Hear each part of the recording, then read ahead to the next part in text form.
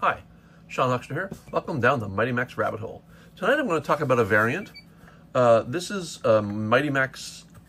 Mighty Max liquidates the Ice Alien, and it's one of my favorite of the earlier sets. I just love the detail on this. This is wonderful. The stalactite, stalagmite teeth. I love the alien sticking out the tongue. The the trypophobic nightmare of this outer shell is fantastic. And the coloration's nice. The purple with the teal and the turquoise has always been a favorite of mine. So we open this up and we find inside we have this beautiful ice landscape. I'm a big fan of ice landscapes. So the set includes the lower half, and there are two alien heads here. Now these alien heads are on ball joints, so they can rotate around and turn, but they also can come off as well. The ball joints, they're fine, but they nestle back right in here to aim themselves forward to get out of the way for closing the shell. Then you've got the Isosaurus itself, which is what is being created in here. And the Isosaurus is using the exact same alien head as these two, like they're all interchangeable, they're exactly the same piece, on this body, which also has a ball joint that allows the head to rotate. Also you have Cryogenoid, which is a robotic character. He fits into this little slot here. Now, he also comes as two pieces. So he is a robot, but he can also rotate like this because this is an outer shell. This comes off. And what you have inside here is just this little cylinder with the Cryogenoid head in blue. I guess because it's cold, you know, it's a bit blue in there. And then he fits into his little slot here using this unique little peg hole. I'm not sure if he can fit in two directions. No, I don't think he can. No, he has to go in this way. But, you know, you can, of course, take him out and play with him. And then Mighty Max stands over here. And the big play feature on this one is this panel or this platform that comes down to access the refrigeration unit. I love, you know, the tubes and it just this is a wonderful set. Also, if you did not know, this is actually molded from a Star Wars snowspeeder. Just in case you didn't know that, there's also some other elements in here that are kind of nabbed from other places.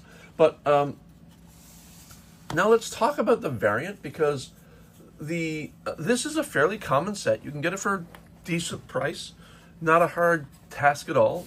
But this, on the other hand, this goes for, I mean, well over $300 American, up to $400, maybe even more, depending on condition, if it's complete. Now, I managed to get one, but it was not complete. Here's what did come with this. I got the shell, which is what I really wanted. And then I shopped around, and I was lucky enough to find one of the alien heads. Let me just zoom back in here. I was lucky enough to find one alien head in the original green. This is Mighty Max Extinguishes the Fire Alien. So you can see that it is exactly the same set. Let me pop Max back there. It's exactly the same set recolored. So all the interior blue is a bright lava red. All of the teal is a black. Other than that, it's exactly the same. You've got painted here. The green tubes are yellow here. The platform is black instead of white. You know, it's more or less it's the same set. You've got all of the alien bits here are colored in green to match the alien head. And the ball joints are in black instead. Now, that's all I got on this set. And I thought, well, I got it for a lot less than like $300 to $400, which I would pay if this was complete. I got this for a really good price, and this was not too bad either. But of course, it's only the one. But you know what is cheap? I did do some searching around. I've been collecting a lot of little pieces, and I've got a bunch of these. Every now and then I buy a lot to get something that I need, and it includes things that I already have or whatever, and that includes these guys. So I actually have a few alien heads. I think there's another one in there somewhere. And, oh yes, here he is. And I've got the Isosaurus, which, by the way, in the Fire Alien set is called the Thermotron. I'm sorry, the Pyrosaurus, and the robotic villain is Thermotron. Now, in the variant, Thermotron is pink, has a pink face. So I said, you know what? why pay all this extra money when I could just take out the old spray can and paint some up. So this is a vintage head. It's got the green underneath. I'm going to place him here for the moment, put all these extras away, and take one of these, mask off the top ball so I don't gum it up so you can still use it, and make myself my own Pyrosaurus. The green is a fairly close match. It's just Rust-Oleum green. I forget the exact color name, but it's a little on the brighter side, but it's not too bad. Then what I did is I took two of the alien heads, I painted them in the same color, and then I carefully and manually color matched the original sort of dark green. I could have gone a little darker actually, and this is a matter color. So what I'm going to do is I'm going to spray this with a glossy Mod Podge, which will bring out the glossiness, because this is a little more matte than it should be.